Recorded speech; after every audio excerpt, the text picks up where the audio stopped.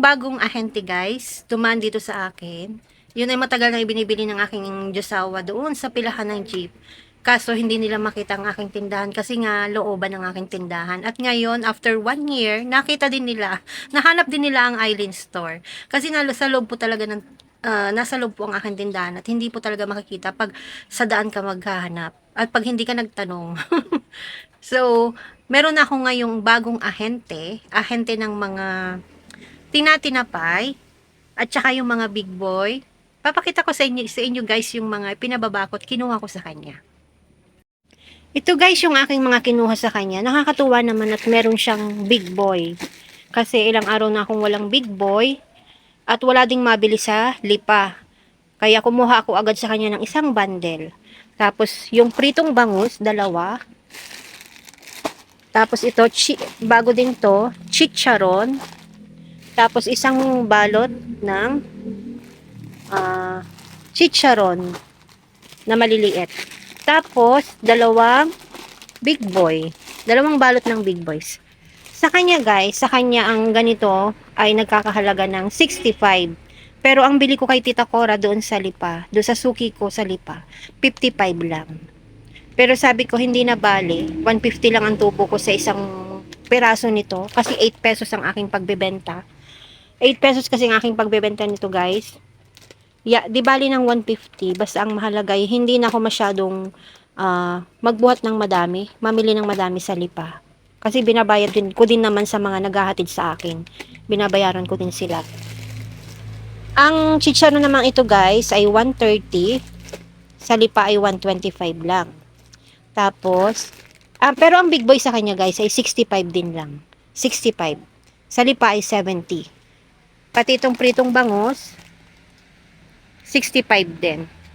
Tapos, ito yung mga pinababa kong tinapay sa kanya. Isang karton.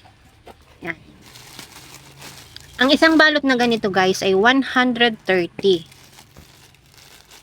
130. Wait. Balik tayo guys. May bumili lang. Isang balot na ang pinagkukuha ko kasi meron naman siyang BO sa mga tinapay. Pwedeng ibalik after 2 weeks. Every 2 weeks pala siya na dumadaan. Kaya after 2 weeks, pag may natira, pwede kong ibalik sa kanya. Ang isang balot nito ay 130 at kumuha ko ng Puto Seco, cookies, hopya na lapad. Ito, ang sarap nito guys. Lagi akong bumibili sa Lipa nito. Tapos brownies. Yung best seller ko din to, brownies. Isang balot din, 130 din. At kumuha ko sa kanya ng mga pastillas na ube. 10 piso ang isa. Pang 12 pesos ko. Isang balot. Tsaka, ito din, ube. At makapuno. Yan. Pang 12 pesos. Hindi na ako nagpipiraso nito guys. Balot-balot na para iwas langgam. Iwas langgam. Tsaka, may isa pa akong kinuha sa kanya. Ito. Kumuha din ako sa kanya nito guys. Chicharon. Na may kasamang suka. Kumuha ako sa kanya ng 4. At nabili na agad ng isa. 48 sa kanya ang isa nito. At ipinagbibili ko siya ng 55. Meron akong 7 pesos na tubo. Lahat ng ito guys, itong tinapay, at itong mga chichirya ko, ay, ang pinagbayaran ko sa kanya ay 1,690. Malaking tulong din guys na hindi na ako mamili ng maramihan doon sa Lipa. Ang bibilin ko na lang sa Lipa ay yung ibang chichirya na wala, yung mga tahus, yamshat na malalaki, at saka yung pangmamiso na chichirya. So bukas mamimili ako araw ng Webes dahil coding ni asawa. Ang bibilin ko na lang ay mga ricados, balatong at ibang yung mga dilis na naubos na dito. At least nabawas-bawasan ng aking pamimili bukas. Yan.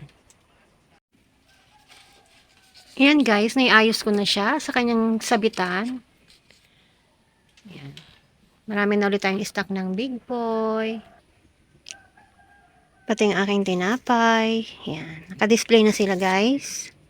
Yan. Magpapapansin na naman sila sa ating mga customer.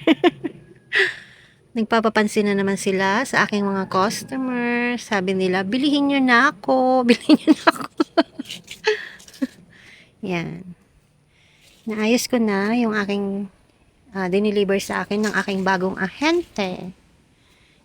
Marami na ulit pagpipilian ng aking mga customer, lalo na ngayon, maulan.